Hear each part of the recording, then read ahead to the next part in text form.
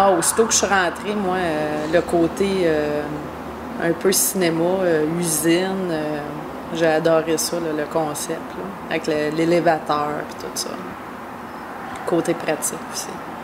L'espace urbain, la vie, ce qui se dégage, c'est énergétique.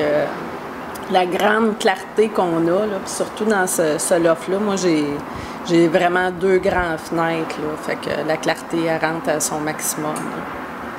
Puis même quand je pratique le tatouage, les gens, ils sont dans la mezzanine en haut, on se sent pas comme pris entre 4 murs non plus, là, fait que ça respire. Puis vraiment pour la peinture, vraiment d'avoir des grandes fenêtres comme ça avec de la grande luminosité. Puis tout le côté, moi, de la vision que j'ai de l'échangeur turco, ça l'inspire, c'est vivant.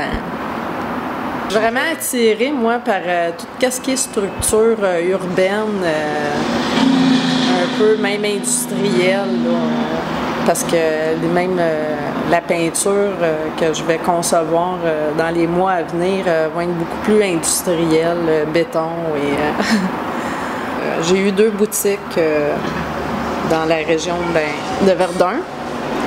Puis je me suis fait exproprier 2 fois. Fait que après ça, j'ai décidé de ne pas en rouvrir un autre.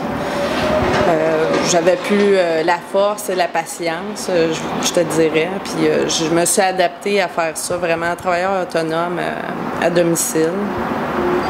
Ensuite, j'ai abouti dans cet immeuble-là, puis qui était vraiment fait adéquate pour tout ce qui est le côté artistique, l'ambiance. Fait que j'étais un petit peu essoufflée de recommencer, de redéménager encore. C'est beaucoup de stress. Je sais pas, c'est comme un peu un choc. T'emménages toute ta place, puis on t'apprend ça. Puis j'aimais vraiment tout le concept de où ce que je restais aussi, hein. Mais ça a été une constante attente jusqu'à ce jour qu'on ait vraiment nos lettres d'expropriation, là. Fait que du stress de ne pas savoir où est-ce qu'on s'en va avec ça. Tout ce qui est dit, autant télévision, journaux, tout le monde en parle, mais nous autres, on le vit vraiment, là.